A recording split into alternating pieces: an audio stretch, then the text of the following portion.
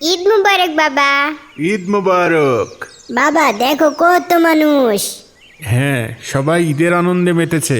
বাবা রাস্তায় মেলা বসে গেছে, চলো ঈদের মেলা দেখতে যাই। চলো মা। মা, বাবা কখন আসবে? ইফতারের তো আর বেশি বাকি নেই। এই তো এখনই চলে আসবে মা। মা, আমার বন্ধুদের সবার ঈদের নতুন জামা কেনা হয়ে গেছে, আমাদেরটা কবে কিনবা? তোমার আব্বুর কাজ ঠিক মতো হলেই কিনে দেবে বাবা। কুলসুম, ইমরান, কোথায় তোমরা? মা, বাবা চলে এসেছে। বাবা।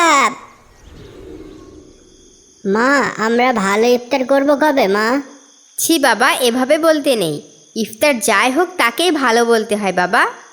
আল্লাহ আমাদের রিজিকে যা লিখেছেন তাতেই আলহামদুলিল্লাহ।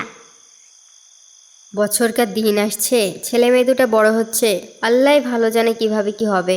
ওর বাবাকে দেখেও কেমন চিন্তিত লাগছে। কি গো, কাজের কি অবস্থা? ঈদের আগে টাকা পয়সা কিছু হাতে পাবা নাকি? আল্লাহ ভালো জানে রোকেয়া, মহাজনকে তো পাওয়াই যায় না। কাল একটু আগে গিয়ে বলে দেখবো কি বলে। আর কয়দিন পরেই তো ঈদ, বাচ্চাদের নতুন জামা কাপড় না দিলে কেমন দেখাবে? কি আর করা, এই অবস্থায় তো নতুন জামা কাপড় কেনার সামর্থ্য নেই। আমাদের কি ঈদে নতুন জামা কাপড় হবে না বাবা? তোমরা মন খারাপ করো না, আল্লাহ ভরসা, দেখা যাক কি হয়। মহাজন, একটু কথা বলার ছিল। কিরে মন্টু, কি বলবি? মহাজন, ঈদ তো চলে আসতেছে, ছেলে মেয়েগুলোর কিছু জামা কাপড়ও কেনা দরকার, আবার বাড়িতে কিছু বাজার হাটও করার দরকার।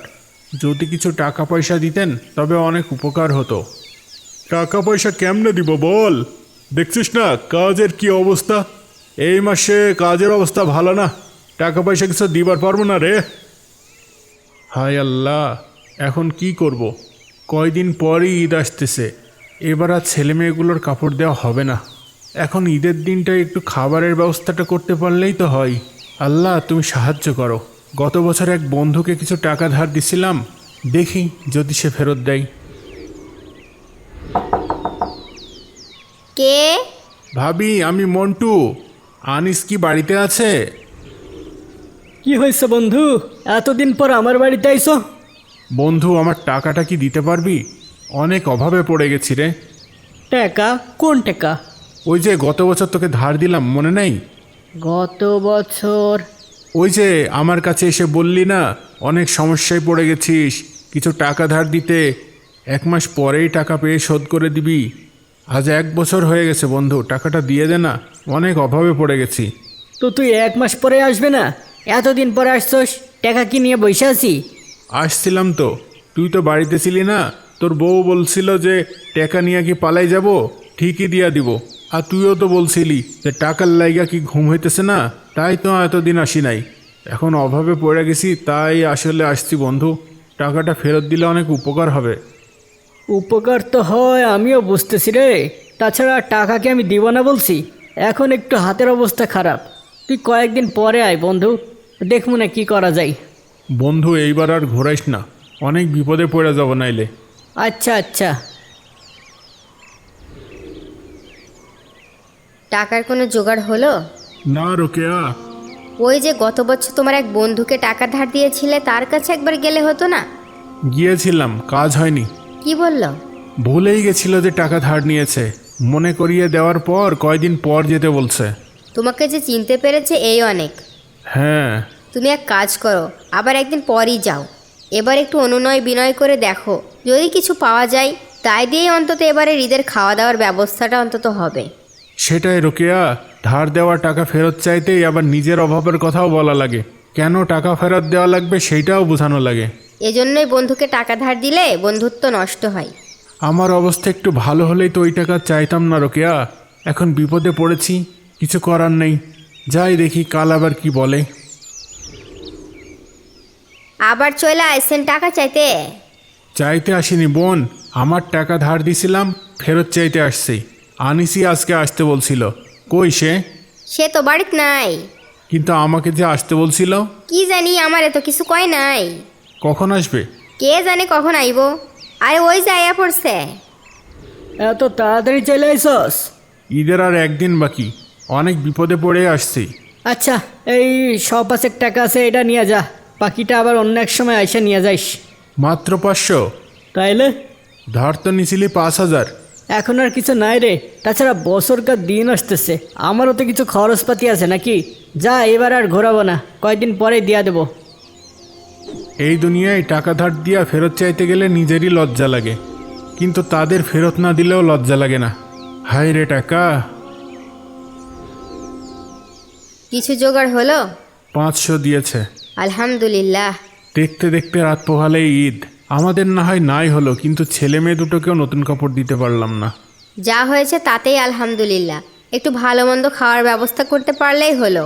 আর তাছাড়া গতবারের কাপড়গুলো বেশ ভালোই আছে, ওগুলাই ধুয়ে পরিষ্কার করে দেব। মা কুলসুম, এদিকে আসো তো মা, এই কাপড়গুলো ভাঁজ করো তো। আসছি মা। মা, আমাদের কি নতুন জামা কাপড় হবে না? এই তো তোমাদের জামা কাপড় তো ধোয়া হয়ে গেছে, এগুলোই তো নতুন মনে হচ্ছে। ভাই ইমরান, দেখ তোর জামা একদম নতুনের মতো লাগছে। কিন্তু এগুলো তো পুরনো জামা, নতুন না। আমার বন্ধুদের সবার নতুন জামা হয়েছে। আল্লাহ চাইলে ইনশাল্লাহ সামনের ঈদে কিনে দেবো বাবা। নতুন জামা না থাকলে কি ঈদ মনে হয়? ঈদের খুশির জন্য নতুন জামার দরকার নেই ভাই। আল্লাহ আমাদের রোজা কবুল করেছেন কিনা এটাই আসল। যদি আমাদের গুনাহ মাফ করাতে পারি তবেই আসল খুশি, বুঝেছো ভাই?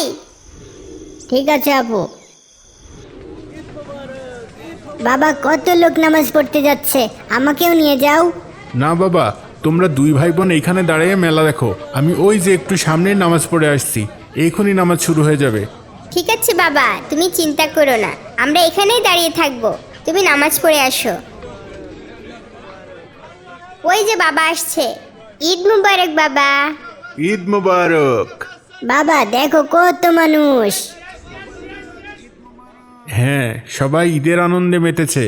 বাবা, রাস্তায় মেলা বসে গেছে, চলো ঈদের মেলা দেখতে যাই। চলো মা। কত সুন্দর খেলনা, কত রকমের খাবার। হ্যাঁ বাবা, অনেক সুন্দর সুন্দর খেলনা, খাবার। বাবা দেখো, এই খেলনাটা কত সুন্দর। হ্যাঁ মা, আল্লাহ তাআলা আমাদের অবস্থা একটু ভালো করলে ইনশাআল্লাহ তোমাকে সুন্দর খেলনা কিনে দেবো। আমার লাগবে না বাবা, আমি এমনিই বললাম। চলো আমরা একটু ঘুরে দেখি। চলো চলো। জানো বাচ্চারা, তোমাদের মা তোমাদের জন্য দুধ সেমাই রান্না করেছে। ওয়াও, দুধ সেমাই। দুধ সেমাই কার পছন্দ? আমার পছন্দ, আমার পছন্দ। ঈদ মুবারক। ঈদ মুবারক মা। এই যে তোমাদের দুধ পায়েস তৈরি, দেখো তো কেমন হয়েছে। ও, দারুণ হয়েছে মা। মাশাআল্লাহ আম্মু, অনেক সুস্বাদু হয়েছে। নতুন জামা কাপড় থাকলেই ঈদ হয় না, ঈদের আসল আনন্দ তো আল্লাহর প্রতি সবকিছুর জন্য কৃতজ্ঞতা প্রকাশ করাই। আর মায়ের হাতের সেমাই খাওয়া। সবাই একসাথে হাসছে, তাদের চোখে মুখে ঈদের আনন্দ। তারা বুঝতে পারছেন ঈদের আসল আনন্দ পরিবারের সাথে একসাথে থাকা এবং আল্লাহর প্রতি কৃতজ্ঞতা প্রকাশ করা।